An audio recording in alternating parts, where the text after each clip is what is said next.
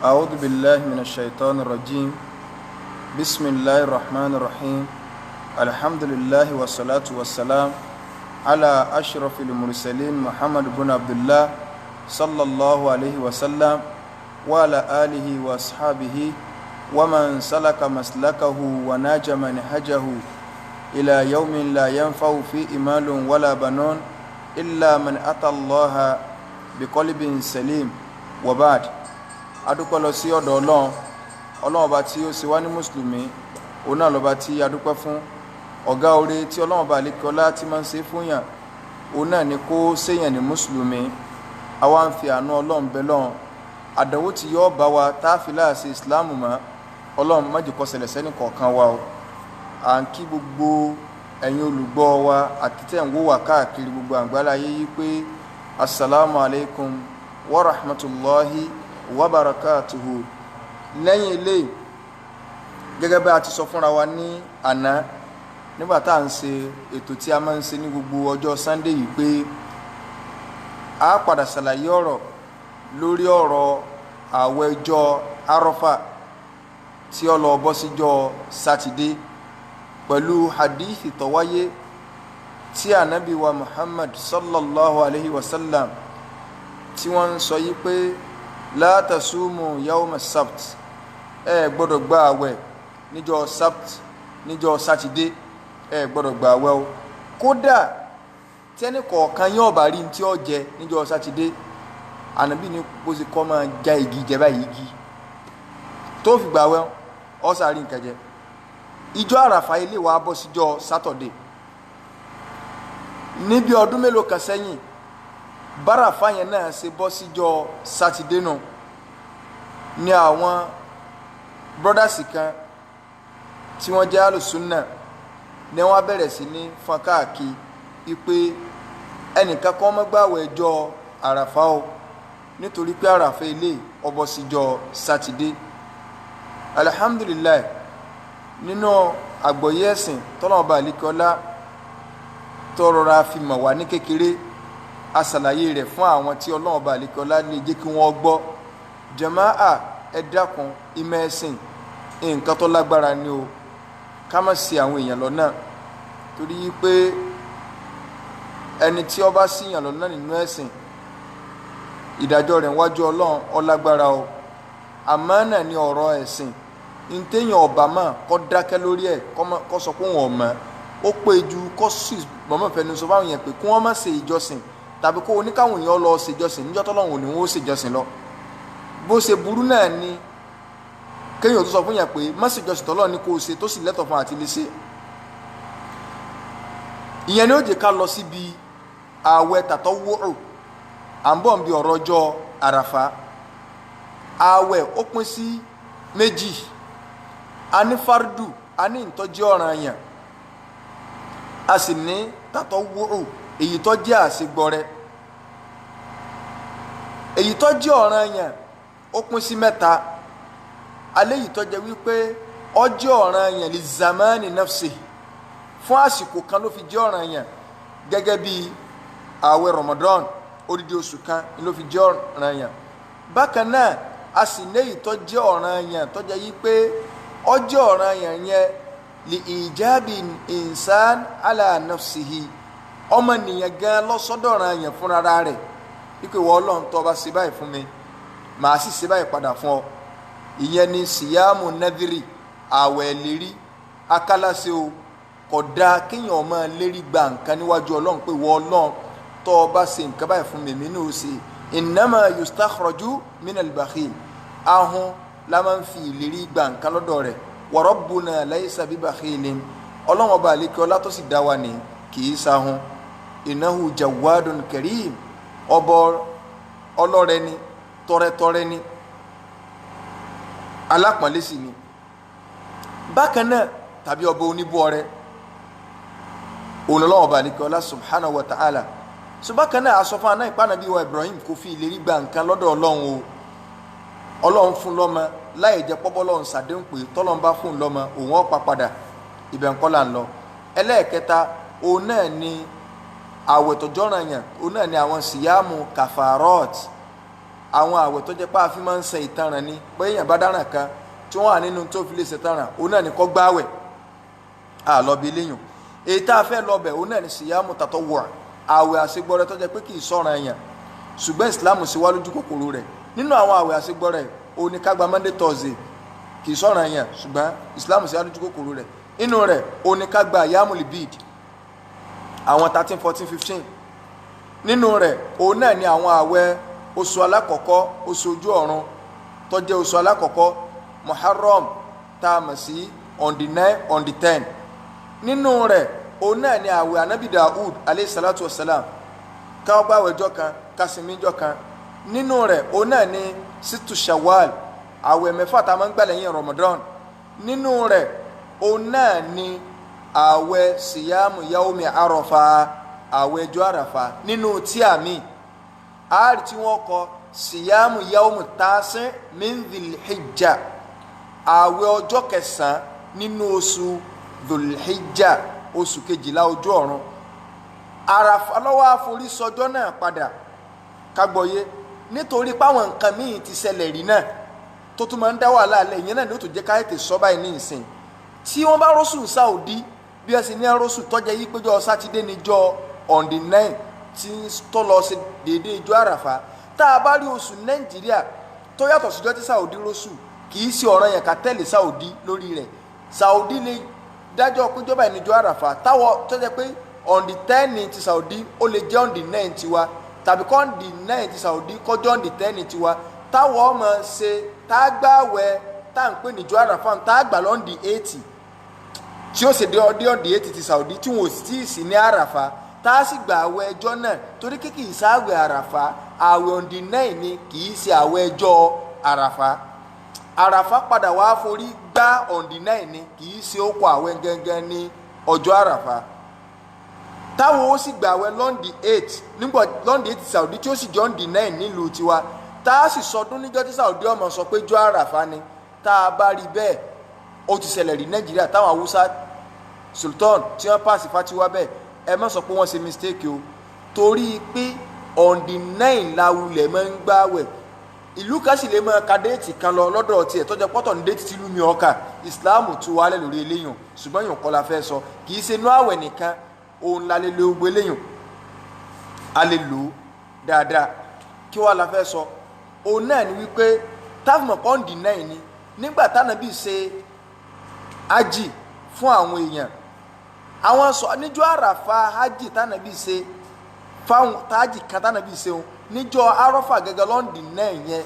làwọn alálàájì lọ rọ́bà nàbí yìí pé ànàbí sàátùn gbààwẹ̀ lónìí tó bá jẹ́ pé wọn ò tí máa gbàgbọ́ tẹ́lẹ̀tẹ́lẹ̀ wọn ò ní wá rọ́bà iṣẹ́ hajj tí a ṣe ń jẹ́ náà lóòkè bó tó wà lónìí àwẹ̀ òní ìbáyìí ní ìsìn ànàbí ò ṣe méní kò ṣe méjì kódà wọn ló ń pẹ́ gbà abẹ́ ẹ̀ ní gbà ó béèrè pé ẹ bá ń gbé laban ẹ bá ń gbé míìkì kó náà sì dààmú sí ju wọn nù kálukú ò pé ọlọ́run ṣe ń kọ̀ sáwẹ̀ báyìí girigirigiri ní kálukú náà ń já àwẹ̀ tiẹ̀ pé kálukú náà ń jẹun tó fi hàn yìí pé wọ́n wulẹ̀ tí ń gbà bọ́ tẹ́lẹ̀ wọ́n ti máa ń gba on the 9 ní gbogbo oṣù kejìlá nínú àwọn àwẹ̀ àṣegbọ́rẹ́ nu so àwẹ̀ àṣegbọ́rẹ́ ó wà ní àwọn peculiarity kan tó fi yàtọ̀ sí ọ̀ranyàn tàbí ó ní àwọn features kan ó ní àwọn àdáyanrí kan tó fi yàtọ̀ sí àwẹ̀ ọ̀ranyàn nínú rẹ̀ náà ni wípé tẹ̀bùyìtù níyà téèyàn bá fẹ́ gbààwẹ̀ ọ̀ranyàn àtàlẹ́ síwájú kálífàjárì ò tó yọ lèyìn ó ti gbà nìyẹn man lam yubayyitu níyà bisiyam fala siyama lah ẹni tí ó bá ti gbà àníyàn àwẹ̀ látàlẹ́ síwájú kálífàjárì ò tó rọ pé inṣàlá ń gbààwẹ̀ lọ́la tí ó ti láníyàn rẹ̀ kò láwẹ̀ ṣùgbọ́n tó bá jáwẹ̀ àṣegbọ́rẹ́ kò ní ìdìpọ̀ ń gbà nìyẹn èèyàn lè jí láàárọ̀ ìjọ kan kó wò pé bóò ní sóúnjẹ wà nílé wọ́n ní ò sóúnjẹ ńlé ní sọ mo ti yí sáwẹ̀ náà nu alẹ́sẹ̀ bá ń bi tàtàwà ṣùgbọ́n bí àwẹ̀ àwọn ọ̀ranyàn ó ti gbà nìyẹn síwájú kálífàjárì ò tó yọ ni ìyẹn jẹ́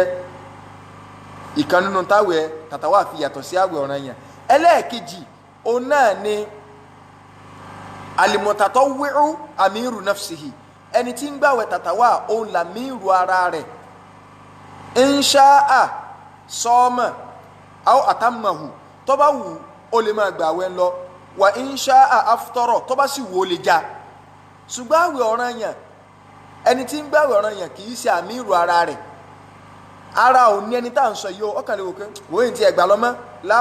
kílẹ̀ rí wa ẹ̀rí táwọn àáfàá máa ń mú wá ìkan nínú rẹ̀ ẹ̀rí tí ò fẹsẹ̀ múlẹ̀ ni òun náà ni àdífi umuhan ipe ànábì wa sallallahu alayhi wa sallam ọ wọlé báyà wa umuhan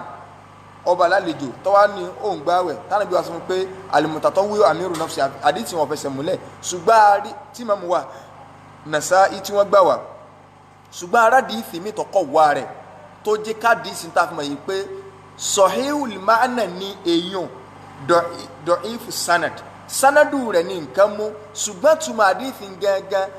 ọ wà nínú ẹ̀sìn wípé ẹni tí bá ń gbààwẹ̀ tàtàwá òun gangan làmírù ara rẹ̀ tó bá wù ó lè máa gbà lọ tó bá sì wù ó lè já kílẹ̀ rí wa òun náà ní àdìsí tó wà nù Sahih Bukhari nígbà tí ànábì so Sulaimon àti Abu Darda tánàbí sọ wọn di ọmọ ìyá ara wọn pé ọyá ẹjọ pí ara yín tí Sulaimon lọ bá Abu Darda tábú Darda wá ṣe oúnjẹ fún tọ́wá ló ń gbáwẹ̀ àwẹ̀ wo àwẹ̀ tàtàwá ọjà àwẹ̀ eléyìí ọlọ́ba ní àwọn òlé ọ̀sà padà jẹ kọjá nígbà tó wá jáwẹ̀ ọwọ́ lọ bá nàbí ọwọ́ aṣọ fànàbí yìí pé báyìí lábò ní Sulaimon ń ṣe nǹkan kan mọ́ a sì jẹ́ kó ṣe báyìí ànàbí wa ń sọ fún yìí pé inna li nafsika alayka haqqan wa li rabbika alayka haqqan ẹ̀mí rẹ ó ní ìwọ̀ lórí rẹ tó gbọ́dọ̀ pè fẹ́mi ẹ ọlọ́run ọba rẹ náà níwọ̀ tó gbọ́dọ̀ pè fún fa'ti kulla dhi haqqin haqqahu gbogbo ẹni tó níwọ̀ kọ̀ọ̀kan ni kó wá fún tó bá jẹ́ yí pé mùtàtọ́ wíìrè sàmì ìrù ara rẹ̀ ni tí èbá ẹni tí ń gbàwẹ̀ tàtàwà tó bá jẹ́ pé kì í ṣe pé òun ló nira rẹ̀ ni tí yọ jáwẹ̀ rẹ̀ nítorí bí ọ̀sán fún Abu Darda ni pé ó ṣe àlejò jáwẹ̀ sọ́ọ̀mọ̀ kó ti dẹ lẹ́sẹ̀ ó fi hàn yí pé ẹni tí bá ń gbàwẹ̀ tàtàwà òun náà ní kí ni o àmì ìrù ara rẹ̀ ó ìṣẹ̀lẹ̀ sànàbí náà tànàbí tí ló ń gbàwẹ̀ tẹ́lẹ̀ láàárọ̀ nígbà ọ̀dọ́dọ̀ ìyá wa Aisha ṣé nǹkan wà nílé wọn ní òsì nǹkan lé ànábì ni mo àti ń gbàwẹ̀ lọ náà nu ànábì sì jáde lọ wẹ́rẹ́ ó tó bí aago bíi mélòó kan padà délé ìyá Aisha bá ní àwọn ti gbé oúnjẹ kan wá ẹnìkan wá gbé nǹkan fún ànábì bá ní àtúnṣètò àwọn ti ń já lọ náà nu ó fi hàn yìí pé al-mutatawwi'u amiru nafsihi ẹlẹ́ẹ̀kẹta inú tó fi yàtọ̀ sí àwẹ̀ ọ̀ranyàn ni pé obìnrin tí ó bá gbààwẹ̀ tàtàwà làbúdà àtẹ̀sítàdínà zawjaha qabla an tasum yóò gbà yọ̀ǹda lọ́dọ̀ ọkọ rẹ̀ pé abu àfà ṣé kí n gbààwẹ̀ lọ́la mo fẹ́ gbààwẹ̀ tàtàwà tọkọ bá ní ọgbà yọ ọgbà ṣùgbọ́n àwẹ̀ ọ̀ranyàn kò ní gbà yọ̀ǹda torí bó ṣe jọ́ranyàn fọkọ lọ́jọ́ranyàn fóun náà àmọ́ àwẹ̀ tàtàwà yọ ọgbà yọ̀ǹda sẹ́ẹ̀nì ní bùkátà sí mi lọ́sàn-án ọ̀la mo fẹ́ gbààwẹ̀ tọkọ bá ní ọgbà yọ ọgbà tọ́ bá ní òní ìgbà kọ̀ gbà náà ní tó ju àwẹ̀ lọ́lọ́kọ́ ní ó ṣeun lọ́jọ́ àwẹ̀ tàtàwà so kílẹ̀ rí wa ìyàwó Safwan ibnu Mu'attal as-Sulami kọlọmba ni yọ́nú sí ọwọ́ abánabi sallallahu alaihi wasallam tó wá sọ̀rọ̀ ń pa ọkọ rẹ̀ Safwan fànàbí ìpè wa nàbí mo á fẹjọ́ ọkọ mi sùn ní o nǹkan mẹ́ta ni máa ń ṣe o alákọ̀ọ́kọ́ tí n bá ń kírun àdìsí wa nù Sahih Bukhari tí n bá ń kírun ìmọ̀ ń nà mí lórí irun ẹlẹ́ẹ̀kejì tí n bá gbààwẹ̀ súnà ìmọ̀ ń jáwẹ̀ mi yóò fagídí já yóò rí pé òun súnmọ́ mi yóò sì jáwẹ̀ ẹlẹ́ẹ̀kẹta kèékí àsùnbà àfìgbà tí òòrùn bá yọ òní ó tó kásùnbà Sọfúwánù kí ló dé ànábì wa dojúkọ kí ló dé ọlànàbí gbogbo mẹ́tẹ̀ẹ̀ta tó sọ náà ni mo ní rísí fún ṣùgbọ́n aṣọ méjì àfi kó òkú pamọ́ èmi mo fẹ́ sọ méjì o kì í ṣe pé ànábì ò fi Sọfúwánù ò fi kankan pamọ́ ń bẹ́ o ànábì sì sọ rísí kọ̀ọ̀kan fún nǹkan kọ̀ọ̀kan ìta fẹ́ lò ní pé ó ní sọ orí obìnrin súrà méjì ni máa ń kàlàyé rẹ̀ lórí irun kí ló dé sọ ò lè ka súrà míì ni tó bá ti afẹ́ mẹ́nu ní súrà ìwọ̀n àfihàn jẹ ka súrà míì bí ìgbà tó jẹ́ yí pé kò ní rí ládágbàmọ̀ nígbà tí ti ń para súrà kan bí wàá ní tó bá jẹ́ pé súrà kan ṣoṣo báyìí Ọlọ́run bá sọ̀kalẹ̀ fún gbogbo ayé lakafatihum ó ti tó gbogbo ayé láti máa kà kò sí wàhálà ń bẹ̀ ànábì sọ rẹ̀ lẹ́ẹ̀kejì ni pé èmi tó ń wòye ṣáàbọ̀n ọ̀dọ́ ni mí egun bẹ dáadáa ìsìn lọ agbára ìyàwó méjì ìwọ̀n àfẹ́ súnmọ́ lọ́sàn-án yóò mọ̀ sọ fún mi pé òun gbá wẹ̀ ọjà wẹ̀ léyìí o so ànábì wa ni tó bá jẹ́ pé léyìn òun ni o kò lẹ́tọ̀ọ́ fún obìnrin kankan tó bá gbọ́ lọ́n gbọ́ tó gbọ́dọ̀ ọjọ́ gbé àríkì àmọ́ gbọ́ kọ́ máa gbà àwẹ̀ tàtàwà wa zawjuha shahidun tọkọ rẹ̀ sì wà nílé àyàfi kó gbà yọ̀ǹda lọ́dọ̀ ọkọ eléyìí já wọn nǹkan tó wà níbi àwẹ̀ tàtàwà àwọn ọjọ́ wo wá ní ìsìláàmù láàlè gbà àwẹ̀ àwọn náà ní àwọn al-ayyam al-manhi an siyamuha àwọn ọjọ́ tí ìsìláàmù ní má dán wò má gbà àwẹ̀ tí wọ́n bá fọ́n náà kàlí ibú kan pé kó o ṣe kọ́ wá fi gbàwẹ̀ láwọn ọjọ́ yìí ó ṣe rẹ̀ ni o Islam ọ̀bẹ o alákọ̀ọ́kọ́ ni yawma al-eid yawma al-eidain àwọn ọjọ́ méjèèjì tá a fi máa ń ṣe ọdún ọjọ́ iléyá èèwọ̀ ni a gbọ́dọ̀ gbàwẹ̀ ọjọ́ ìtúnu àwẹ̀ èèwọ̀ ni a gbọ́dọ̀ gbàwẹ̀ irú bàdà tó o bá rí kọ́ ọ fẹ́ ṣe láyé o gbọ́dọ̀ gbàwẹ̀ ní àwọn ọjọ́ yìí ànábì kọ̀ fún wa sallallahu alayhi wa sallam gẹ́gẹ́ bó ṣe wá nù àdìsí àbí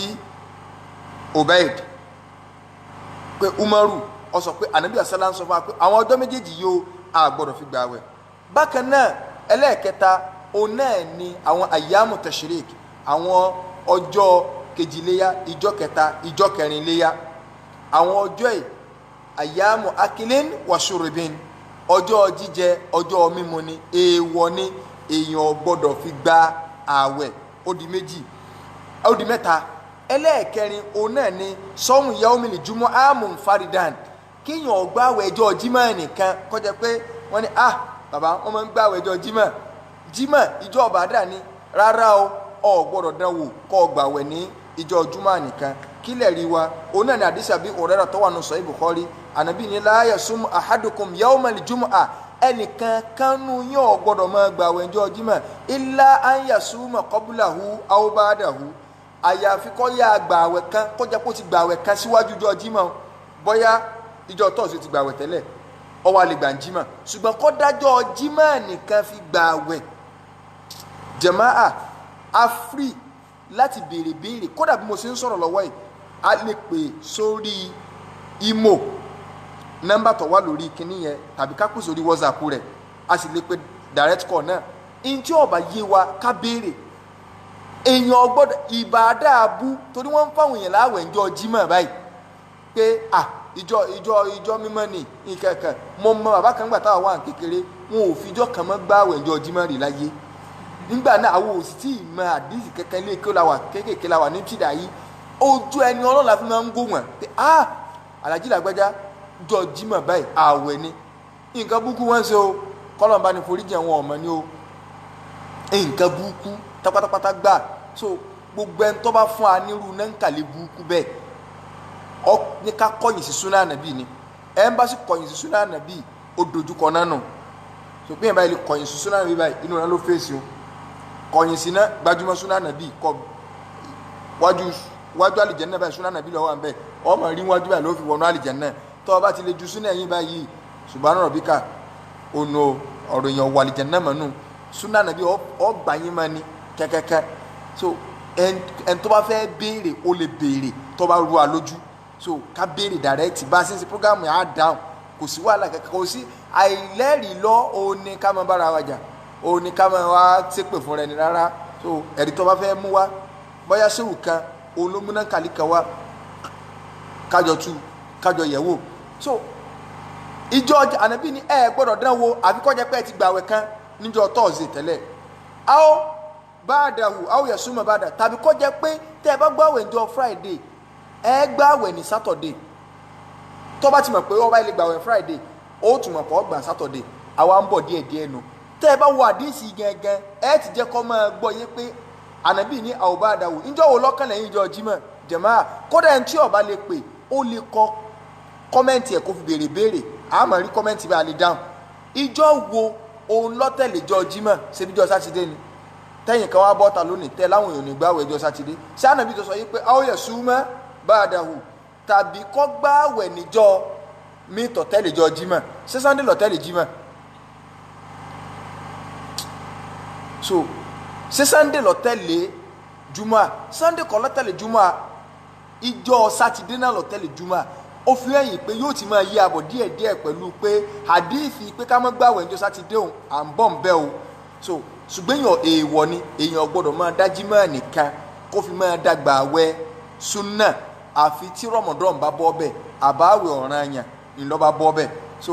bákan náà nínú àdíìfì mi ta fi mọ̀ pé èèyàn gbọ́dọ̀ gba àwẹ̀ ọjọ́ Jímọ̀ àkọ́dà fìgbà òun náà ní pé kí ni o Ànábì wa sallallahu alayhi wa sallam nínú àdíìfì ìyá wa Juwairiya radiyallahu anha kọ́nà ọba àlekẹ́ ọlákọ́ba ni yọnu sí ẹ̀ǹtàn dátà WhatsApp kejì yẹn lẹ́tẹ̀lẹ́tẹ̀lẹ́ wọ́n ṣe tán ni so kọ́lọ̀ balẹ̀ kọ́lá kọ́ba ni yọnu sí ìkànnì àwọn ìyàwó ànábì ó ní ìyàwó Juwairiya yìí ànábì wa wọlé tì níjọ́ kan sallallahu alaihi wasallam wa iya sa'ima ìyàwó ìgbàwẹ̀ ọgbàwẹ̀ ń bọ̀ wá gbàwẹ̀ ànábì wa bilẹ̀ rẹ̀ pé asumti ams sọ gbàwẹ̀ lánàá mọ̀mọ́ ní ara ìgbàwẹ̀ lánàá o onírara ànábì ní turidina anta sumi godan sọ lánìyàn láti gbàwẹ̀ lọ́la tí í ṣe jọ́wọ́ Saturday ìyàwó ni rárá ànábì ní fa aftiri ọ̀yà máa jáwẹ̀ rẹ báyìí máa já torí èèyàn gbọ́dọ̀ fijọ́ Jímọ̀ nìkan dá àwẹ̀ gbà so at this time sọ ó wà nínú Sahih Bukhari ó wà nínú Muslim tàlà ọ̀kọ́ta sọ náà ó wà nínú Sahih Bukhari ó wà nínú Muslim nígbà táwọn ànábì bi Juwairiya lérí yìí pé atẹ̀sùmínà gọ́dàn sí gọ́dàn síjọ́ Friday ni sọ́gbàwẹ̀ lọ́la sọ́la sí Friday náà tún sọ sọ́gbàwẹ̀ lọ́la síjọ́ Sunday ní sọ sọ́gbàwẹ̀ lọ́la síjọ́ Saturday síjọ́ Monday ní sọ ìjọ́ wo ni sọ́gbàwẹ̀ lọ́la ìjọ́ Saturday ó di méjì àwọn àáfàá jẹ́ kó yé wa wípé gbogbo nǹkan tá a ti rí ó fi ẹ̀yìn pé èèyàn gbọ́dọ̀ dáwọ̀ ẹjọ́ Jímọ̀ nìkan èèyàn gbọ́dọ̀ dàgbà ṣùgbọ́n àwárí mọ́tẹ́ àbí Imam wa Shafi àti Imam Ahmad àwọn ni wọ́n dúró bá àwárí Abu Hanifa rahimahullah ta'ala rahmatan wasi'a àti Imam Maliki àwọn ní kì í ṣe màkìrú o ibi tá à ń bọ̀ nù Imam Malik rahimahullah Imam Abu Hanifa wọ́n ní èsè màkìrú pàtàkì jùlọ àwọn Abu Hanifa sẹ́ni gbogbo bá ṣe ń dákọ̀ pé Maliki Shafi Ambali Imam kìnìkan ẹni tí kéwò yìí ó rò pé àwọn ẹni páwọn ní ẹmẹ́sìn wà ọ̀rọ̀ ọjọ́ mi ìlélẹ́yìn gbogbo wọn pátá ni wọ́n ti sọ wípé idha sahhal hadithu fa huwa madhhabi tẹ́ ẹ báyìí láti sọ yìí báyìí àwọn eléyìí bá wà gbìyànjú wọ́n ń kó ẹ̀sìn jọ wọ́n lọ ń gba ìmọ̀ wọ́n ń gbàmọ̀ káàkiri ibi kálukú bá wá rí ìnàdé ní ọ sọ̀rọ̀ mọ́ ẹlòmíín bẹ tó jẹ́ pé hadithi mi kò rí hadithi rí láyé nífi ń sọ̀rọ̀ tí ń sọ tọ́ba òun àwọn náà ti wá rí i pé ìmọ̀ rọrùn láti kójọ àfi ká kí gbogbo àwọn tó ti lọ bí ò sí rọrùn fáwọn bàbá wa nígbà tí wọ́n ń dààmú lórí ìmọ̀ tó wá rọrùn láyé lónìí a gbọ́dọ̀ bú wọn a lẹ́nu èbú wọn ṣùgbọ́n òpònú ni gbogbo ẹni tó bá rí hadithi ànàbí ilẹ̀ tó wá lọ́rọ̀ Ìmáàmù Málíkì lóhùn ọgbà wọn tọrọ Málíkì sì takò hadithi ànàbí Ìmáàmù Málíkì sọ pé wọn kó wọn rán ọsẹ o torí Málíkì ti sọ yìí pé kullun yukhadhu min kalamihi wa yurad gbogbo èèyàn pátá ìníkẹ́ ẹ máa gba ọ̀rọ̀ rẹ̀ wọlé kẹ́ẹ̀tún dá ọ̀rọ̀ rẹ̀ sí lẹ́nu illa sahiba hadha al-qabr Imam Málíkì ní afẹ́ntóní sàárè nìkan wa ashara biyadihi ila qabri rasulillahi sallallahu alaihi wasallam ọwọ́ anáwọ̀ rẹ̀ sáré àná wípé ẹni tó gbọdọ̀ kọ́rọ̀ sí lẹ́nu ni ó tó ọba ilé kọ́rọ̀ sí lẹ́nu orí ẹ burú nù o wa ma qala ar-rasulu fala khilafun lahu ya rabbi abilighi salami lahu ya rabbi abilighi salami afani wa ma qala ar-rasulu fala khilafun gbogbo ntana bí bá ti sọ tó bá ti rí pàdé sọ fẹsẹ̀ múlẹ̀ kó táwọn ní àwọn àfáà kan wọ́n tún sọ pé àbí nǹkan mú ọ ni wọ́n lánàá bí sọ̀rọ̀ ẹ̀ nígbà tí àfáà wa jàrìjárí àfáà yìí wò ní jàrìjárí alánàá bí o ti rádìí sọ yìí wùlẹ̀ wọ́n á dákọ̀ àfáà wa ma qala ar-rasulu fala khilaf kò sí kìláàfù kankan mẹ́ lahu ya rabbi abilighi salami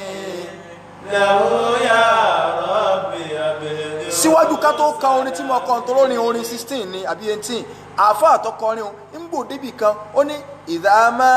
khalaftu qawla rasuli rabbi ní tí èjé mi ọ̀fẹ́ yapa ànábì ní pé tí ń bá lọ yapa àṣẹ ànábì khashitu iqaba rabbi intiqami khashitu iqaba rabbi intiqami ó ní mọ̀ ń bẹ̀rù ìyà tó le tọ́lọ̀ ń lè fi jẹ mí pé wá ń bì sórí ẹ̀ burú ni ọgbọ́n pé ànábì mi sọ ọwọ́ ń dá ọkọ sí òkàràǹbà nìkan àbí wọn á ṣépè fún ọ ni ọyẹ yìí mọ̀lẹ́kẹ́ ẹ̀ bò tọ́lọ̀ ń bá mú mi ń jọ̀gbẹ́ àlìkàmọ́ sí yóò bí mi sọ́lọ́ ọmọ bí mi léèrè pé ṣé ìwù mọ̀ràn sí ọ ta lọ́wọ́ béèrè pé ta ni mọ̀ràn sí ọ ànábì ni o sallallahu alayhi wa sallam so ìyẹn ló fà ó interview sọ ni pé àwọn ìmáàmù tí wọ́n sọ yìí wọ́n má dì í sí wa wọ́n ní kọ̀sáburú kì í ṣe pé làyúkúrọ̀ kì í ṣe màkúrò kéèyàn gba àwọn ẹjọ́ jimá wọ́n ní kílẹ̀ rí yín wọ́n láwọn mẹ́rin wà hadith Abdullah bin Mas'ud ni pé anabi sallallahu yasumu salasata ayyami min gurrati kulli shahr anabi a máa gba àwẹ̀ ọjọ́ mẹ́ta ní inú gbogbo oṣù bóyá bíi 13 14 15 wọ́n náà nàbí máa ń gbà wọ́n wá ní wa qallama yafturu yawmal jumu'ah ṣùgbọ́n kéré nígbà tá nàbí máa ń jọ́sàn níjọ́ jímọ̀ tíyìn gẹ́gẹ́ bá gbàdí ìsìn ẹ rí i pé láì tí ìmọ̀ ìmọ̀ àdísì ara rẹ̀ gan sọ kí pé ànàbí kọ́lé lè wà fún sallallahu alaihi wasallam ṣe ara àdísì tí mo sọ yìí ọ̀dọ̀ ìfù tí ayé rẹ̀ ta débi pé ẹni tí ó bá mọ̀ ìmọ̀ àdísì má bá wọn dá sọ̀rọ̀ ẹ̀sìn àdísì wọn fẹsẹ̀ múlẹ̀ o àwọn àfáà aládìsì kọlọ̀mbá ni yọnu sí ìmáàmù Abu Dawud ní ẹgbà àdísì wa ìmáàmù wa Tirmizi wọ́n gbà wá ìmáàmù wa Nasa'i gbà wá ìmáàmù wa Ibn Majah wọ́n gbà wá ṣùgbọ́n fi isnadihi líìn so ẹnìkan bẹ tí a ń pè ní Asim ibn Zur ibn Hubaysh tó ló ń gbà wá ẹni yẹn gẹ́gẹ́ àwọn àfáà sọ̀rọ̀ ń pa rẹ̀ tọ́pọ̀ so ìtẹ̀yìn ọba mọ̀ al-insan aduwwu ma jahil ìtọ́ ọba ti mọ̀ tẹ̀yìn ọba ti mọ̀ ọ̀tá rẹ̀ lèyẹn máa ń jẹ́ irú èmi tí mo sọ̀rọ̀ yìí mo kórìíra mathematics torí pé yìí mọ̀ ìyẹn ọ̀wá sọ pé mathematics ẹ̀ ṣe kọ́ọ̀sì tó dáa ẹni tó bá mọ̀ yẹn mọ̀ ọ̀run fún ṣùgbọ́n tẹ̀yìn bá gbé lẹ́gàn pé màá ti òsì wo ní so ẹni tí ọba ti mọ̀ màá dísìkẹ́ wọn àmọ́ aládìsí kan dọ̀ yìí fù ọ̀lọ́ ọkọ̀ ní tọ́ ọba kọ́ tọ́ ọba fọlábalẹ̀ torí ẹ bá tóró ó rí pé ìmọ̀ àwọn àáfàá ti gbìyànjú sẹ́yìn so àwọn àáfàá wa ní ọ̀dà náà ẹ ti ẹ̀jẹ̀ àwa gbà tába tó fẹ́ mọ báyẹn jiyàn àtọ̀ wa ní ọ̀dà náà nítorí mú wọ̀ fẹsẹ̀ múlẹ̀ òṣùgbọ́n jẹ́ àgbà bẹ́ẹ̀ afẹ́kọ́ lẹ́kọ̀ọ́ nù o gbogbo àdìsí tá a kà sókè ní ìsìn àdìsí Juwairiya ọ̀rọ̀ ànábì ni ọ̀yá lọ́jàwẹ̀ ẹnì kankan yóò gbọ́dọ̀ gbàwẹ̀ ńjọ́ jímọ̀ kí lè léyìn kọ́ olù ẹ wá ní ànábì ó kéré nígbà tí máa ń ṣe kí ni o tí máa ń jọ̀sán níjọ́ jímọ̀ fíìlù lélẹ́yìn ọ̀rọ̀ àti ṣe nínú ṣẹ̀ríà nínú mẹ̀sìn tá à ń pè ní usulul fiqh tí ọ̀rọ̀ bá tako ìṣe ànábì sọ̀rọ̀ kan ìṣesí rẹ̀ ó wá fẹ́ dàbí ẹni pọ́ tako lójú wa ọ̀rọ̀ ànábì èyí tako ìṣesí rẹ̀ ó wá fẹ́ dàbí ẹni pọ́ tako lójú wa lọ́dọ̀ àwọn àfẹ́sìn nuqaddimu liqawla ala lifili ọ̀rọ̀ láàmà tẹ̀lé àní tẹ̀lé ṣèṣì wọn nítorí pọ́lọ́ ní wà máa yantiqu anil hawa in huwa illa wahyu yuha ànábì tẹ̀ ń wò yìí o kò ní sọ̀rọ̀ fẹ́ nu eléyìí ń jẹ́ number one ìṣe rẹ̀ ó lè máa túmọ̀ sí pé o nìkan la ní ó ṣe bẹ́ẹ̀ o ṣùgbọ́n ọ̀rọ̀ kò ní wọ́n ní wọ́n pé life and direct ó ń lọ̀rọ̀ sallallahu alayhi wa sallam kọ́lọ́ba nìkọ́lá kọ́ba ní sàlékún kẹrẹ̀ fún ànábì wa sallallahu alayhi wa sallam so a sì fún Imam Malik ní ẹsikísì pé ó lè ṣe é ṣe wọn ọ̀rọ̀ àwọn àdìsí tí a sọ nínú àwọn ọjọ́ tá a lè gbà wẹ̀ òun náà ní yawmu shak ìjọ iyèméjì àti sàlàyé lẹ́yìn lọ nínú àwọn ọjọ́ tá a lè gbà wẹ̀ òun náà ní siyamu dahar kéèyàn máa gbà wẹ̀ lọ gbére kólóhùn ò ní jáwẹ̀ wọn láwọn ẹni ọlọ́run wòlíì wọn ìjọsìn rárá ń tiẹ́ wòlíì kọ́ wòlíì èsùnú so ihun sàn gbà wẹ̀ lọ dárí rárá o èèyàn gbọ́dọ̀ dánwò so nínú àwọn ọjọ́ tá a lè gbà wẹ̀ nu àwa afẹ́ bọ́bí ọ̀rọ̀ sátidé àràfà láti ń wò lọ́ọ̀kan yìí sátidé ló sì bọ̀ sí hadithi kan wá wáyé tí àwọn brothers kan tí wọ́n mú wá kì í ṣe pọ́n sáìdé mú wá ákàdíìtì ń jáde torí ẹ̀ la fi mú wá báyìí so ntí ọba ní ẹ̀rí ìwò làbọ̀n máa sọ pé ẹ lè mọ bí mo ti ń sọ̀rọ̀ so ẹ fẹ́ mọ bí a ti ń sọ̀rọ̀ ní kí ló ń sọ tí àjẹ́ bá ń wá títí àárẹ̀ kọ́ so àwọn ẹjọ́ sátidé ẹ̀rí tí wọ́n mú wálé lórí òun náà ní àdísì tí mọ̀mú wa Abu Dawud tí wọ́n gbà wá tẹ́ ẹ bá lọ wọnú Abu Dawud ní àdísì 2421 òun làdísì gbà wá lọ́wọ́ ìmáàmù wa Tirmizi wọ́n gbà wá tẹ́ ẹ bá lọ wo nínú Sunan Tirmizi ó wà ní 744 hadith òun lọ́wọ́ ìmáàmù wa Nasa'i wọ́n gbà wá fil kubura kì í ṣe Sunan Tirmizi o a ní Sunan al kubura ìyẹn wà ní 2762 Ibn Majah gbà wá nínú àdísì 1726 Imam Ahmadu gbà wá ní mujalladu ẹlẹ́ẹ̀kẹfà hadisi 368 kí wá ní alánàbí sọ látọ̀dọ̀ sàbí tí a ń pè ní Abdullahi ibn Busir an ukhtihi ọgbà látọ̀dọ̀ àǹtí rẹ̀ ọwá ní anabi wa sallallahu alayhi wa sallam sọ yìí pé la tasumu yawm as-sabt anabi ní ẹ má gbààwẹ̀ ńjọ́ sátidé o illa fi mafturido alaykum àfin tó lọ́n bá sí lọ́rùn yẹn fún yín nínú àwẹ̀ nìkan oníkẹ́ sí kí ni o oníkẹ́ gbà àwẹ̀ ńjọ́ sátidé nìkan oníkẹ́ gbà ẹnìkan ní sáà ní YouTube channel èmi ò ní o so àwẹ̀ ńjọ́ sátidé nìkan oníkẹ́ gbà ẹ má gbà àfin tó lọ́n bá sí lọ́rùn yẹn fún yín ẹ gbọ́dọ̀ gbà àwẹ̀ níjọ́ sátidé ọlá nàbí sọ́bà ànábì wa ni wa in lam yajid ahadukum tẹ́lẹ̀ kọ̀ọ̀kan yóò bá wá rí illa ha amba àyàfi bí èso ogi báyìí tí ó bá rí nǹkankan tí ó jẹ ọ̀rọ̀dù ṣájárà tàbí wáyà bí igi tí ó rí nǹkankan tí ó jẹ ànábì ní kó ṣe fáliyùdìmígùhù kọ́yà máa rún èso ogi ń jẹ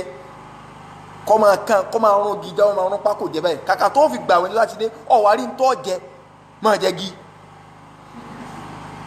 sallallahu alayhi wa sallam hadisi yìí òun wá làwọn èèyàn rí tí wọ́n á ní sẹ́wọ̀n pàánà bíi lọ́sọ ẹwọ́ bó ṣe kápá mọ́rọ̀ pé tọ́ọ̀bà rí ń tọ́ jẹ ní sátidé kàkà tó fi yìí máa wẹ̀ máa kan gi jẹ bó ṣe gi pákó kọ sáà máa jẹ kẹ́lẹ́kẹ́lẹ́ jẹ kí ní tí ń jẹ wọ́n jẹ pákó yìí sì máa gbé mi pé níbi tí ọ̀rọ̀ ọjọ́ sátidé lágbára dé tá a fi gbọ́dọ̀ gba àwẹ̀ wọ́n wá ní àwọn àfáà wa pín sóríṣiríṣi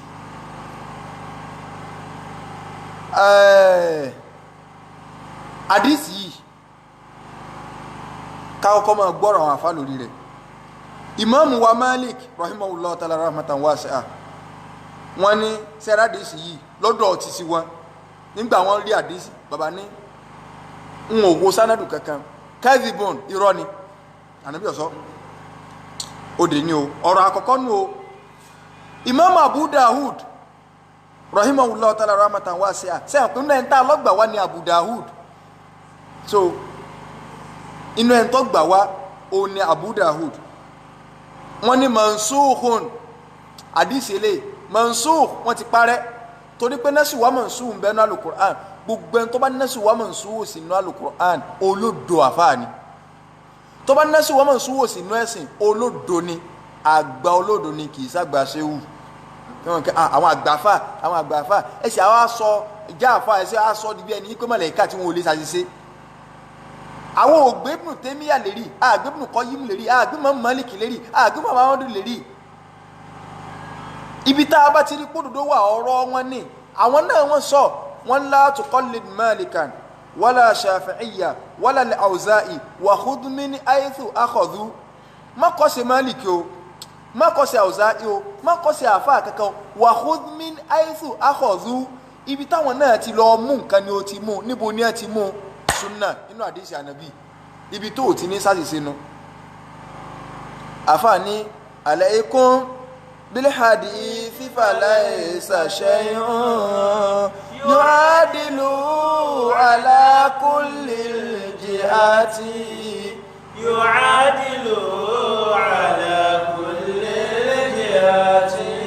àfààní alaykum بالحديث فليس شيء ọ̀dọ̀wọ́ yín gbogbo ẹ̀yà àfà tẹ́ ń jẹ́ gbòòrò káàkiri tẹ́ ń parọ́ mọ́ nàbí lọ́ọ́ gbájúmọ́ dìísì عليكم بالحديث فليس شيء يعادل على كل جهة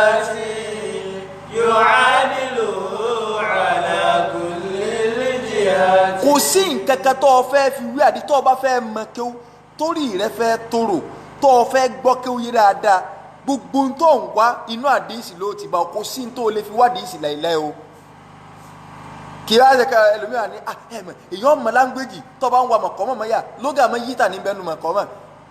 lóga tó ti kú dáńdà nu mọ̀kọ́mọ̀ ò sébi tẹ́rọ̀ wá dé láwọn kí là ń ṣe mọ̀kọ́mọ̀ ní olódò ní ọ̀sẹ̀ dálẹ́ ẹ̀ máa ń kàn ní ọ̀rọ̀ kì í ṣe pa àmọ́ àríjì mímu ní àríjì kìnnì kan àmọ́ gbogbo ẹ̀ náà wá ìsáàmà rárí tàbí ayé àníyá ní hùmù asinu ilayka wa tanu ayidu bi shabibata wasiba ilifaini laisa huhuma bimunakkadin kiza ka mazugba se leyin la ma so eleyin ni ke afani alaykum bil hadi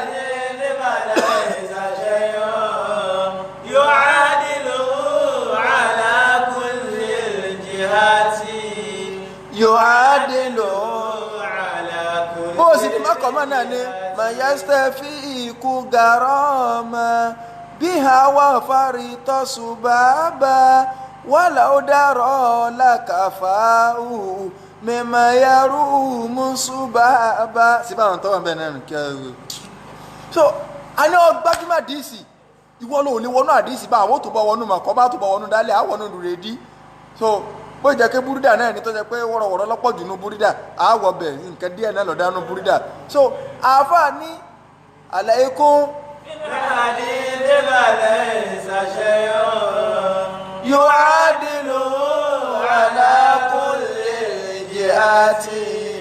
yu'adilu ala kulli jihati torí kí ló já wí bẹ́ẹ̀ náà sọ àtúlẹ̀kùn fa inna dènà náà sọ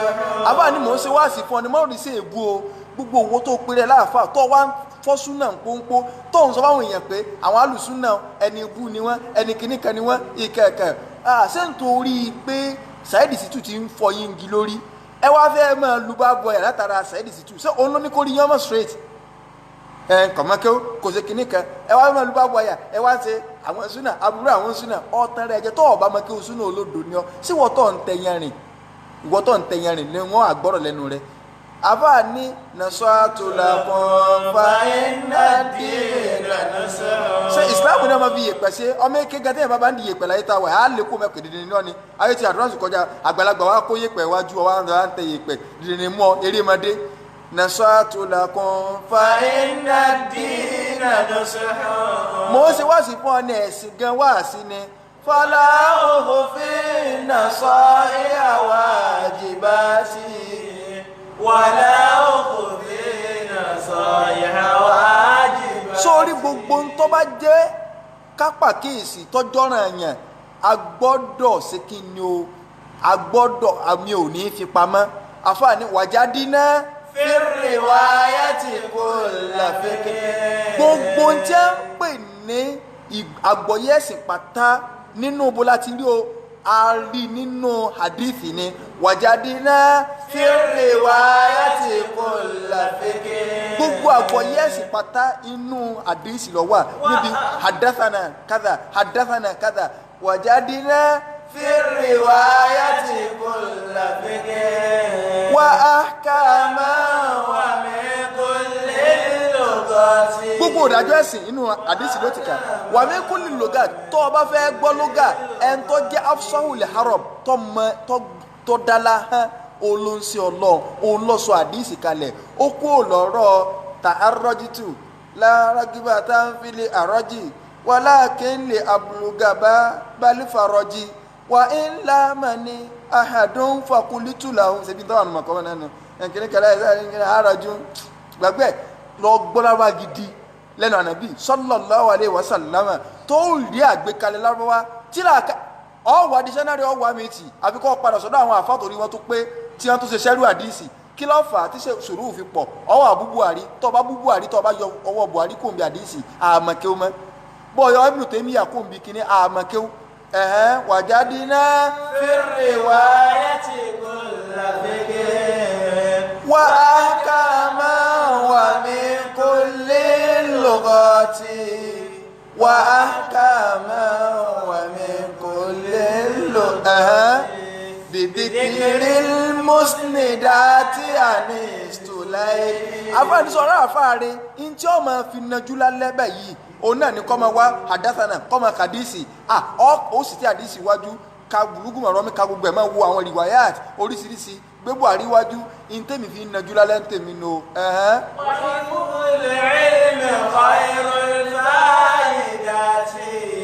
tẹ́málì yẹn fẹ́ ṣàǹfààní láyé máa dè mọ̀mọ́ lẹ́yìn ló fi lè ṣàǹfààní máa lọ wọnú àdísì. wà máa tọ́lá al-haditha fàdà dhukhra. wà máa tọ́lá al-haditha fàdà dhukhra. gbogbo ẹni tí bá ń wádìí ìsìnkí láti fi ṣẹ̀sìn ọmọ ti ní nǹkan pamọ́ rẹ o oríire mà ti bọ̀ o ọmọ ti wàláhì àfáàdà dókúrọ́ tí ẹ bá ní nǹkan olówó iyebíye lọ sàǹfààní bẹ́ẹ̀ o ìgbọ̀ bá ń wádìí ìsìnkí ni o tí ì sọ̀rọ̀ ọlọ́rọ̀ tọ́mọ gbé kọ́là ṣé o ká tá àmọ́ ṣé o tọ̀ sọ̀rọ̀ wà fọdúlà fún màdínà látàbàtì. àfáà ní ọlá ló ní o tó wá ń ṣe ẹ̀sìn fún màdínà látàbàtì ẹ̀sìn tó fẹsẹ̀ múlẹ̀ tó jẹ́ pé kò síbi tó o ti ní lè sọ̀rọ̀ o ní nítorí wàlẹ́ ọ̀rọ̀ dùn sọ tó o bá ti lẹ́rìí lọ́wọ́ ṣùgbọ́n téèyàn bá lẹ́rìí lọ́wọ́ ṣe wá láwọ̀ náà ni kọ̀tàn tí báyìí lẹ́rìí lọ́wọ́ ni a ní wọ púrúfù tó ń ṣe ń pé ànábì ló ṣe báyìí àdìsí tó fẹsẹ̀ múlẹ̀ ni orin yẹn kò jù bá lọ ṣùgbọ́n bí a fẹ́ lónìí àdìsí táwa ń wí yìí Imam Maliki wọ́n ní kadibon Abu Dawud sọ yìí pé mansukhun wọ́n ti parẹ́ o ibi tá a bá débẹ̀ nù o ẹlẹ́ẹ̀kẹta Imam wa Hafiz Ibn Hajar wọ́n ní murtoribon wọ́n ní ìtìrọ́bù bẹ́ẹ̀ riwayatu rẹ̀ ó forí gbára wọn ọ̀tọ̀ níbẹ̀ lè ṣe gbà wá ọ̀tọ̀ níbẹ̀ lè ṣe gbà wá ìtìrọ́bù nu ó tún tọ́pìkì kan nínú mustalah hadith téèyàn bá tún tí mọ̀ Imam wa Tahawi àwọn ní sórí hadith yìí ṣáàzún hadith ṣáàzù sì ní mardud tí ẹ máa lè pe hadith kì í ṣe pé hadith tọ̀ wọ́n o ẹlòmíì gẹ́ sórí ó nídìí kí wọ́n pe àfáàmì ìjókòó lórí ìmọ̀ àdìsí tẹ́lẹ̀ mi bá ń tú ọ̀rọ̀ báyìí ní àdìsí pẹlẹbẹ ní mọ́sálásí inú ọmọ ọ̀run ọ̀ni àgbàfà nígbà bá ní pé rawahu Tirmidhi wa qala hadithun sahihun hasanun tàbí wọ́n pé hasanun sahih wọ́n ní Imam wa Tirmidhi sọ pé àdìsí yìí hasanun ọ̀dà sahihun ọ̀fẹsẹ̀ múlẹ̀ wallahi ìtumọ̀ rẹ̀ kọ́ hasanun ọ̀dà sahihun wọ́n lọ́ọ̀bì lọ́wọ́ àwọn afáàlà àdìsí ìtumọ̀ rẹ̀ kọ́ tí Imam Tirmidhi sọ pé hadha hadithun sahihun hasanun kí ni ṣe ètò ẹ̀ wọ́n ní hasan ọ̀dà sahihun ó sì fẹsẹ̀ múlẹ̀ bákan náà tí ẹ bá sọ pé àdìsí thal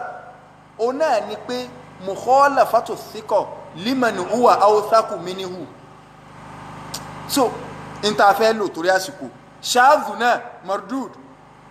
mahfuzu la máa ń lò mahfuzu ní dídú ṣáàzù nínú mustalah hadith wọ́n ní hadith yóò ṣáàzù ni ọ̀rọ̀ ti di mẹ́rin báwọn Malik nírọ́ ni ẹnì kejì ní Abu Dawud ní mansukh ni ìmáàmù wa Ibn Hajar al-Asqalani àwọn ní mutọ́rìbù ni ìmáàmù wa Tahawi àbí àwọn ní ṣáàzùn wọ́n ní ṣáàzùn ni nígbà tó wá di wípé lórí àdíìsì ẹjọ kan tẹ́ ẹ gbámú ọ̀rọ̀ mẹ́rin táwọn àfa àkọlé lórí nu àwọn ará díìsì míì tó sọ fún wa wípé ẹ má gbààwẹ̀ níjọ́ Jímọ̀ ó lè gbààwẹ̀ níjọ́ Sátidé ó fẹ́ yìí pé èyí ò gan lẹ́fún mọ̀mọ́ yìí pé àdíìsì yìí nǹkan ti ṣe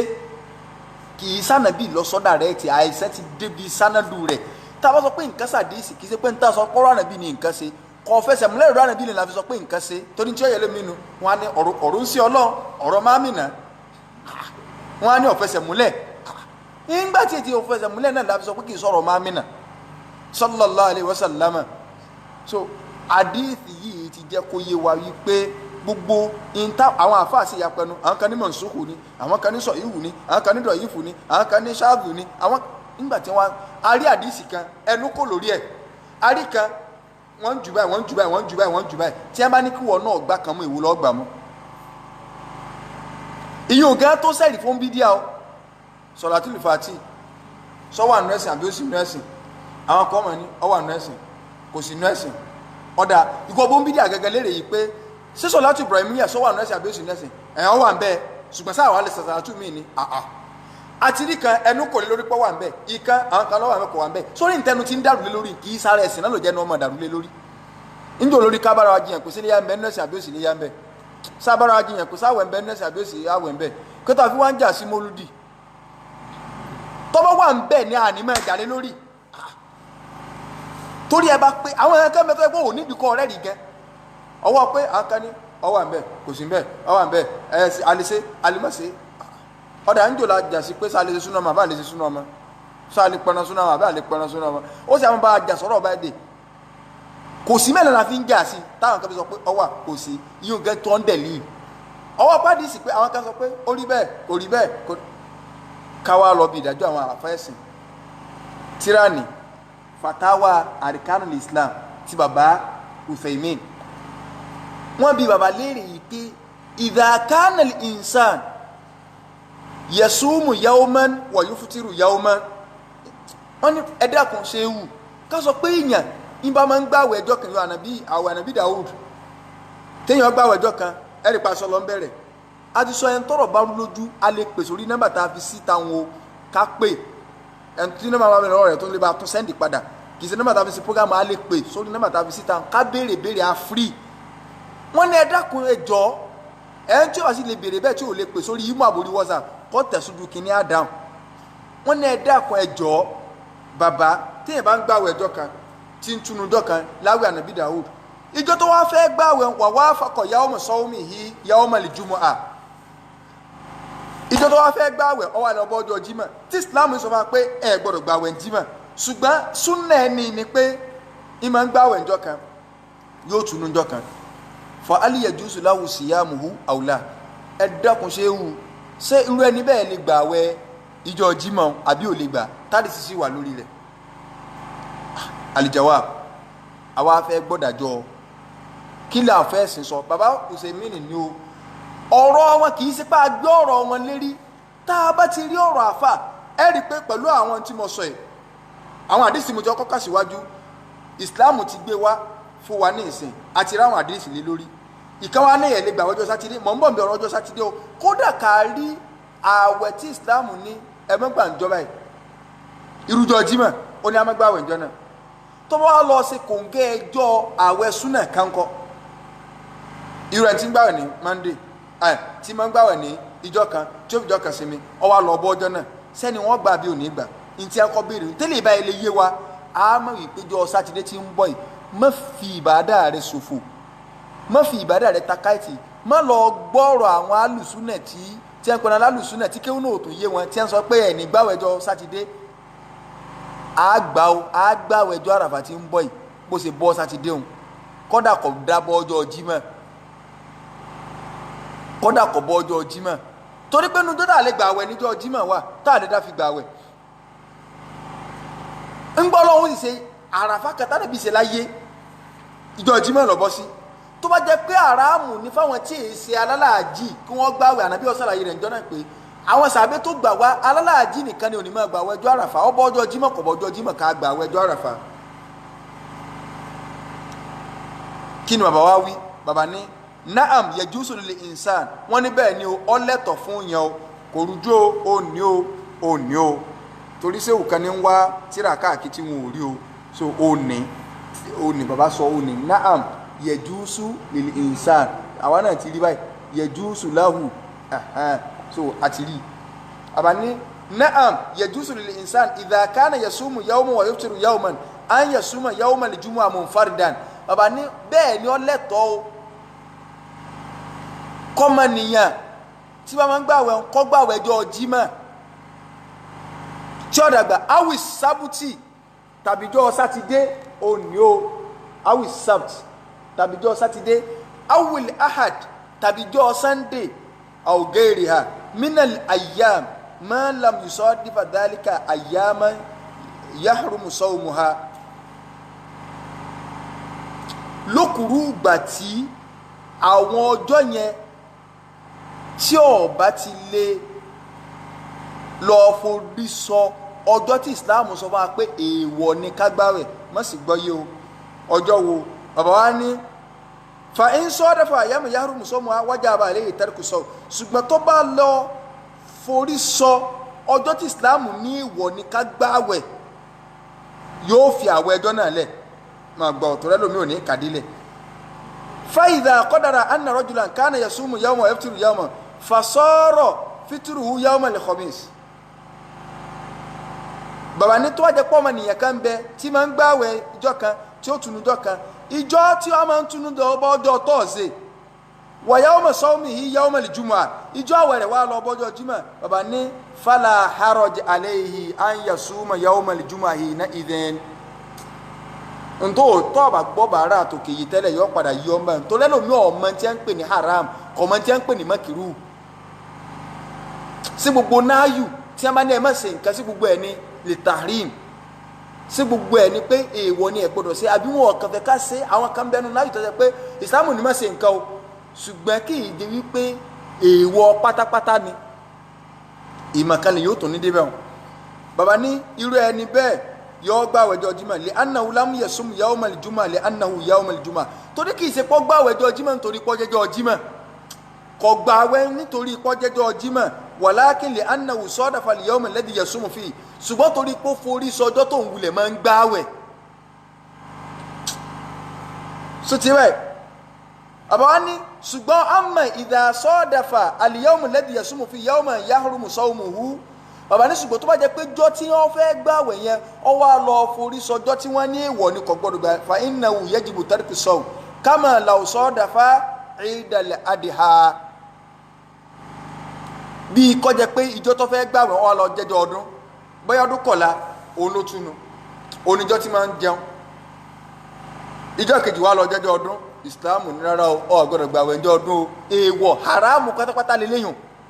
tó ọ gbọ́dọ̀ dẹ́wò aw ayyama tashrik tàbí lọ bọ́ sí àwọn ìjọ́ kejì ọdún ìjọ́ kẹta ọdún ìjọ́ kẹrin ọdún tó jẹ́ ti léyà walaw wakama law kanat imra'atun tasumu yawma wa taftu yawma so àti parí ọ̀rọ̀ báwọn a rí pé ọ̀rọ̀ bàbá náà ni pé èèyàn gbààwẹ̀ níjọ́ sátidé bàbá wa Albani àwọn ni wọ́n dúró nídòó wípé àdíìsì yìí lọ́dọ̀ títí wọ́n ní hadithi yìí ó sì kí ni o ọlọ́láàfíà bàbá Albani kọ́ ni wọ́n dá hadithi sọ yìí pé ọlọ́láàfíà àbí ọlọ́láàfíà mo rò pé ó ti yé báyìí bàbá Albani rahimahullah ta'ala rahmatan wasi'a àáfàá wa ni wọ́n gbogbo ọ̀nà ni ẹ̀ sì fi já àfẹ́ ẹ̀sìn àáfàá dáadáa sì ni wọ́n ṣùgbọ́n wọn yìí ṣe authority kò sí authority kankan náà sì yìí pé tó bá ti sọ̀rọ̀ ẹ gbọ́dọ̀ yẹ̀ wò yúrọ̀fù lè hakú bil hakí lábẹ́ rijal a máa ń mọ òdodo pẹ̀lú òdodo ni kì í ṣe personality ẹ̀ tó bá sọ̀rọ̀ so àwẹ̀ tó bá ti wà nílẹ̀ tó jẹ́ ti súnà tó bá wà lọ jẹ́ pọ̀ lọ forí sọ bíi 13 14 15 tó bá jẹ́ pé àní gbàwẹ̀ tó sátidé ni àwọn àwẹ̀ 13 14 15 ti bá lọ ń bọ́ sátidé ńkọ́ àyàmùlìbìrì tánàbí ni ká máa gbà irú bí sí sọ́bàbù rẹ̀ rà yóò sọ fún pé ọmọ ìgbà 13 14 15 ṣùgbọ́n tó wá bọ́ sátidé ò ní gba sátidé rẹ o tó ẹ̀pá àní gbàwẹ̀ ọjọ́ sátidé àwẹ̀ tànàbí Dawud ká gbàwẹ̀ ọjọ́ kan ká sinmi ọjọ́ kan yóò máa sọ fún Abdullah ibn Umar ipe wà ń bí o mo sì ní ọmọ gbàwẹ̀ ọjọ́ kan kọ́ máa sinmi ọjọ́ kan ìjọ tó bá lọ bọ́ sátidé táwọn ẹ̀rẹ́ bá bọ́ sátidé má gbà o ó di méjì so a ti rí wípé àwẹ̀ tó ti wà ńlẹ̀tẹ̀lẹ̀ kì í ṣe pé èèyàn mọ̀ọ́mọ̀ lọ gbà àwẹ̀ níjọ́ sátọ̀dé akálàṣe àdìsí tó tún wá gbé wá ní làwọn àfáà tó wá fẹnu kàn ó ti jẹ́ kó yé wa pẹ̀lú àdìsí ìyá wa Juwairiya radiyallahu anha kọ́lọ̀mbá ni yọnu sí i pé anabi wa sallallahu alaihi wasallam tọwọ́ létí tó sọ yí pé tọ́gbàwẹ̀ ńjọ́ Jímọ̀ sọ́ọ̀gbàwẹ̀ lánàá ìyún tọ́ọ̀sì onírara sọ́ọ̀gbàwẹ̀ lọ́la onírara ọ̀làwọnú ọ̀là sátidé ó fi hàn pa á lè gbàwẹ̀ níjọ́ sátọ̀dé àdìsí fi wà nù sọ Bukhari ànábì ní rárá tó o bá ti ní gbàwẹ̀ sátọ̀dé mọ́ gbàwẹ̀ ní Friday so àràfà ní ń bọ̀ lọ́nà ọbọ̀ ọjọ́ sátidé àdìsí tí wọ́n fẹ́ kóòtù fún ọ pé kọ́ ọ má fi gbàwẹ̀ àdìsí yẹn ò fẹsẹ̀ múlẹ̀ Málíkì ní kadhibun onírọ́ ni Imam Abu Dawud onímọ̀nsó Abu Dawud gẹ́gẹ́ tó gbàdísì wá ọládìsí mọ̀ gbàwá ìmọ̀nsókù ni wọ́n ti parẹ́ ìdájọ́ rẹ̀ òwúrò mọ̀nà ẹ̀sìn o Imam Tahawi àwọn ní Mutarib wọ́n ní Imam Ibn Hajar wọ́n ní Mutarib Imam wa Tahawi àwọn ní pé ṣáàzù ni ọ̀tàkùntì ọgọ́rùn àwọn àáfà aládìsí tí wọ́n ní dọ́bùtù tó pé ọ̀tàkùntì wọ́n gbà wá ní tí wọ́n ń pè ní ṣáàzù nu so látara délé àwẹ̀jọ́ àràfà tí ń bọ̀ jàmáà ẹ jẹ́ ká sojú kòkòrò rẹ̀ ká pọ̀ níbẹ̀ lọ́n ká lékún ládùá ká bẹ̀ lọ́n ká gbá àwẹ̀jọ́ náà káwọn tí sì ń fatiwá dà lóru ẹ dákun ẹ jẹ́ á lọ kéwú tó yè kóró báwọn kan ṣe ń fi súnà bójú tí wọ́n fi ń dàrú tí wọn ò jẹ́ káwọn èèyàn gbọ́yé pẹ̀lú kẹ́kẹ́kẹ́kẹ́ tó lé làwọn bídíà yìí náà àwọn náà ń dàrú àwọn dagboru làwọn tiẹ̀ tẹ́lẹ̀tẹ́lẹ̀ so wọ́n wà máa fẹ́ lọ́rọ̀ máwọn súnà tó jẹ́ kẹ́kẹ́kẹ́ tó lé búkúbúkú tí wọn ò gbàgbọ́ yẹ́sìn wọ́n àfẹ́ máa dọ́gbọ́n da orí àwọn èèyàn rú rárá súnà ẹ̀sìn rọrùn ni islam al-islam huwa as-sunnah wa sunnatu hiya al-islam sunna ni islam islam ni sunna o lè jaka kú tó bá lè jaka kú lára wọn ó yẹ sisi no so afia no Ọlọ́run be lon ibi tí lè yaku sí bíbò àṣírí Ọlọ́run fi bo ẹni kọ̀ọ̀kan wa o bá ṣe ruwo ẹran ọdún Ọlọ́run bò wá láṣírí o bọ́lá ọba lè kọ́ ló sì gbà níbàdá lọ́wọ́ wa Ọlọ́run fi àsìkò ngẹ́rẹ́ o ìyọ́nú rẹ dé kárí ń jọ àràfà o ọjọ́ tó lágbára jù lọ́jọ́ tó lọ́wọ́ máa fi gbogbo àwọn ọmọ ànábí ádámù sí yẹn àwọn tó wà ní arọ́fà yìí pé ẹ mọ̀lẹ́kẹ́ ni má da wọn jò ní ìṣe báwọn ni tọ́lọ́wọ́ máa gbàdúrà ká pọ̀ ládùúrà ká lékún níbẹ̀ lọ́n pàtàkì jùlọ tó bá ti ń di ẹ̀yìn àlàsárì níjọ́ arọ́fà yẹn ká bẹ̀ lọ́n ká sọkúsọ́ lọ́n lọ́rùn àwa tá a lọ Mẹ́kà tá a wà nílé ká gbáwẹ̀ ńjọ́ náà àfààní Ọlọ́run bẹ̀ lọ́n iléyà Ọlọ́run jẹ́ ọ̀rọ̀ nfẹ́ ní kọ̀ọ̀kan wa o bá wa gbà ní ìbàdà o mọ́dàlúwà láyà o gbogbo ntẹ́ni kọ̀ọ̀kan wa tá a fi síléyà tínú ilé wo fi dùn tọ́dẹ̀ wo fi yá Ọlọ́run bá àlekè ọlá sí rọrùn fẹ́ ní kọ̀ọ̀kan wa o àwọn ọmọ ìyá wa tí wọ́n wà ní hajj Ọlọ́run bá ní ṣàánú wọn o àràfà tí wọ́n ó ṣe tó fi yọ́nú sí wọn iṣẹ́ hajj tó gbà tó fi sọ́dọ̀ màlìjẹ́ náà jó lè rọrùn fún wọn o gbogbo wọ́nranwọ̀nran tí wọ́n kókó Nàìjíríà ẹlòmíì yóò lọ yóò tún dé kò tún ní pa ogun tì ilé agbára lọ́lọ́ ilé àṣẹ lọ́lọ́ ibi tó yẹ kí mọ́ni ọmọ nìyó ti lékún sí ni ṣùgbọ́n wọ́n ti ń dé airport Nàìjíríà báyìí kódà ẹlòmíì ò tí kún Saudi ẹnìkan pè mí láyé àná pé ọ̀pọ̀lọpọ̀ àwọn aláàjì ìtàwọn máa tó ní bí wọn ọmọ irun ọmọ tó rọ̀ wọ́n lọ́rùn so oríṣiríṣi afíà ilẹ̀ ẹlòmíì lọ ṣe Ọlọ́run bá ní ṣàánú wọn o ṣe ájì ni tó fi change wọn mọ́jà wọn àfẹ́ ẹlẹ́bọ tó ń rí ilé ayé wọn dàrú mọ́ torí ń bẹ́ẹ̀ ní ẹlòmíì tọ́lọ́gẹ́ tó yẹ pé àwọn àfẹ́ ẹlẹ́bọ tó fún láwọn àwọn nǹkan tí ó tún dì lọ Mọ́kà inú ogun àwọn àbùsárí pé alájà ẹ̀tẹ́lẹ̀ márùn ilé ọ̀sẹ̀ ni ẹ fi wẹ̀ ẹ rí yọ̀nú ṣé èèyàn tó ń lọ́ wẹ̀ sẹ́pàdé Ọlọ́run pé ẹ tún rí ẹ rí yọ̀nú Mọ́kà wọ́n sàn kó di yín lórí àti gbowó lọ́nà àìtọ́ yìí so gbogbo iṣẹ́ tí wọ́n sì ń dè iná ló ti já ń ló dé wọ́n mọ kára káàkiri báwọn àfi àánú Ọlọ́run bẹ́ẹ̀ lọ́run Ọlọ́run balẹ̀kọ́ lásán ẹnì kọ̀ọ̀kan wa o wọlé àjọ kan so rẹ wọlé agbólóhùn la ilaha illallah so Muhammadu Rasulullah sallallahu alayhi wa sallam gbogbo ọjọ́ tí àbá mẹ́bọ̀ pẹ̀lú ìwọ Ọlọ́run tó bá kọ̀ lábẹ́ Ọlọ́run mú ọ̀dọ̀ ni o má ṣe alẹ́lẹ́bọ o má ṣe wálẹ́lẹ́bọ o ẹn tó bá ilé ṣẹbọ pàdé Ọlọ́run kò lè ráàánú Ọlọ́run o ló dé káwọn afọ ọmọ pariwo má ṣoògùn pàdé Ọlọ́run o má ṣoògùn pàdé Ọlọ́run o Ọlọ́run balẹ̀kọ́ lásán ẹnì kọ̀ọ̀kan wa o má ṣe alẹ́lẹ́bọ o má ṣe alẹ́lẹ́bọ má ṣe alóńbídíà o ntí wọ Ọlọ́run ọ̀yọ́nú sí láyé tó ò ní gbà nù bàdà má jẹ́ aran kankan máa pé lè láṣekú wọ́n máa pẹ̀lú mi kó ń di bàdà tó yẹ kí bídíà ni yóò tó máa ní àdáwò tó wọn fi fi ilé ọlọ́mọjọ ṣẹlẹ̀ sọ ní ntànà òun ó ṣekú ní ntànà bí ò ṣe àánú ẹ̀ ṣe mí o ọlọ́ọ̀bà lè kọ́ lásán ẹnì kọ̀ọ̀kan wa o wọlá àjọ kan so rẹ o wọlá agbóhùn la ilaha illallah lakal hamdu ya rabbana kama yanbaghi li jalali wajhika azimi stolik allahumma nasaluka tayyibat wa fila li khairat wa tarika li munkarat wa hubba li masakin wa anta tuba alayna wa taghfir lana wa idha arta fi barika fitnatan an taqbidana ilayka minha ghayra maftunin allahumma nasaluka hubbak wa hubba man yuhibbuk wa hubba man yuqarribuna ila hubbik wa sallallahu ala sayyidina muhammad وعلى آله وصحبه الأخيار وسلم تسليما كثيرا سبحانك اللهم وبحمدك أشهد أن لا إله إلا أنت أستغفرك وأتوب إليك سبحان ربك رب العزة عما يصفون وسلام على المرسلين والحمد لله رب العالمين